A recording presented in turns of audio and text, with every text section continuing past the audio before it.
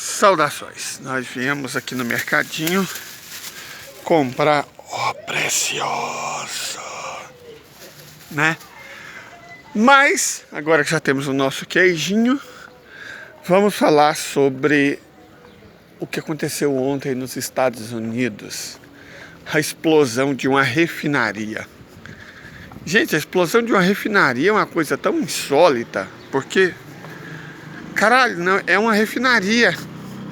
É uma refinaria, não é um depósito, um tanque, é uma refinaria. Uma refinaria explodiu, pegou fogo. Isso fala tanta coisa sobre os Estados Unidos que a gente resolveu fazer a nossa caminhada peripatética de hoje com base nesse tema. Aqui é na casa de uma senhora que viveu aqui por uns 60 anos. Por quê? Bom, primeiro vamos falar da questão do petróleo, que está profundamente vinculada ao dólar e à geopolítica. Os Estados Unidos, historicamente, eles roubavam o petróleo do mundo. Na verdade, são ladrões de petróleo. E eu não estou falando do fato de, nesse exato momento, os Estados Unidos estarem roubando petróleo no nordeste da Síria, não. Certo? Que os Estados Unidos estão fazendo isso, nesse exato momento. Os Estados Unidos da América estão roubando petróleo no nordeste da Síria. Certo? Roubando petróleo. São ladrões de petróleo. Estão lá roubando petróleo. Certo? Da Síria. Por isso que engraçado é que quando você vê os meios de comunicação falando, Estados Unidos foram atacados na Síria. Não foram atacados na Síria, estão roubando petróleo, são ladrões. Certo? Então dá a impressão que as pessoas atacadas, que são pobrezinhas vítimas, né? Que foram convidados pelo governo da Síria a proteger alguma coisa. Não, eles são ladrões de petróleo, estão roubando petróleo. Entenderam a parte que eles estão roubando? Que eles são ladrões. Mas não é disso que eu estou falando. É uma coisa mais profunda. Eles roubam petróleo há muito tempo mesmo, há quase 50 anos, através de uma medida simples. Eles imprimem dinheiro, pegam a impressora, imprime dólar, e com esse dólar, que não é lastreado em nenhuma riqueza, roubam petróleo, compram petróleo. Porque quando você fala compra, a ideia da compra, gente, no mercado natural, Adam Smith concordava com isso. Certo? David Ricardo, não é só Marx, não. A ideia da compra é que você troca um produto por outro produto de igual valor. O dinheiro representa o intermediário entre esses dois produtos hipotéticos. Só que no caso dos Estados Unidos, esse dólar impresso ele não é lastreado em nenhuma riqueza. Sabe, não é lastreado em ouro, a moeda fiduciária. Não é lastreado em prata, não. Moeda que eles imprimiam. Quando os Estados Unidos eram a maior potência industrial do mundo, fazia sentido. Sabe, ainda fazia sentido. Por quê? Porque você trocava o petróleo por produtos industriais dos Estados Unidos. Agora eu pergunto, qual foi a última vez que você comprou um produto industrial feito nos Estados Unidos?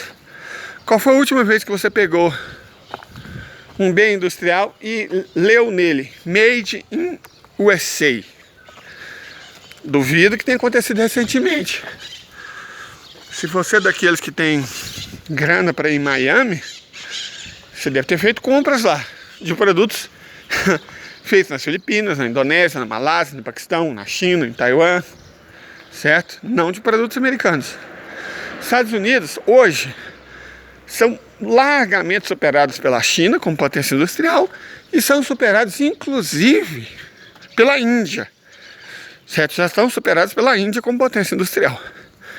Então, o que os Estados Unidos estão fazendo é roubar petróleo. Eles imprimem nota de dinheiro e roubam o petróleo dos outros, dando aparência de compra, porque o dólar, em tese, é a moeda do comércio internacional. Só que a desdolarização está acabando com essa farra, porque cada vez menos países estão usando o dólar para transações internacionais. E faz sentido. Se o Brasil está negociando com a China, o Brasil tem um real e a China tem um renminbi, qual que é o sentido de você usar dólar, se ele não é nem a moeda da China, nem a moeda do Brasil? Certo? As pessoas estão começando a se questionar isso. Nós não vamos usar dólar. Não é a moeda do nosso país e não é a moeda do país com o qual negociamos. Considerando que mais de 150 países do mundo tem na China o principal parceiro comercial, realmente não faz nenhum sentido usar o dólar. Se os Estados Unidos estão operando contra a economia, a sociedade, o governo e o Estado chinês, por que a China faria esse refresco para os Estados Unidos? Não faz sentido e ela não vai fazer mais. Tá certo? A questão é essa. Ela não vai fazer mais. A China não vai mais sustentar os Estados Unidos exigindo dólares para fazer comércio internacional. Está óbvio.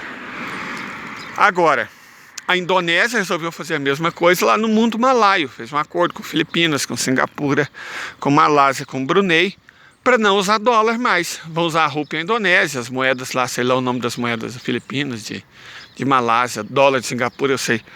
Certo? Não vão mais. A Índia está deixando de usar dólar com 31 países. E a Índia é a segunda maior potência industrial desse planeta, inferior somente à China. O Brasil e a Argentina também já fez acordo com a China para não usar mais dólar, usar o real ou o peso e, claro, o renminbi.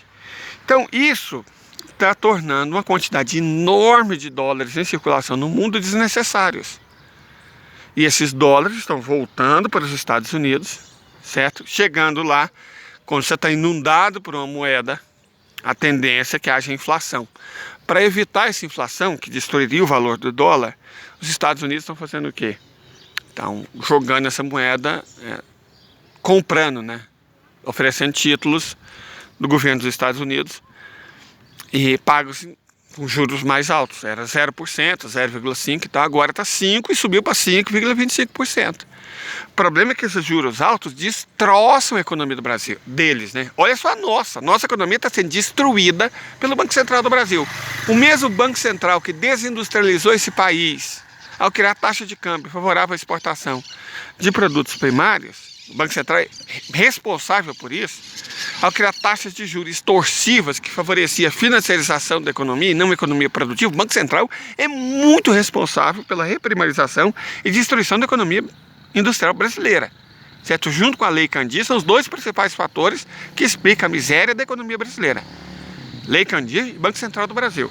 Roberto Campos Neto, o bolsonarista Roberto Campos Neto, está destruindo a economia brasileira com os juros mais altos do mundo. E ele não está nem aí, porque o imbecil do Temer e os ladrõezinhos que deram o golpe, eles criaram a independência do Banco Central. Então nós temos um poder que constitucionalmente não se justifica, não está previsto na Constituição, um poder independente. É um poder que não é controlado por ninguém, certo? Então, de maneira ao arrepio da Constituição Nacional, nós temos um cara que não foi eleito por ninguém, um bolsonarista incompetente, que deu um prejuízo de 200 bilhões de reais o ano passado. É o bolsonarista Roberto Campos Neto destruindo o nosso país com juros altos. Só que os Estados Unidos também estão destruindo o país deles com juros altos. Por isso que a situação dos bancos lá está caótica.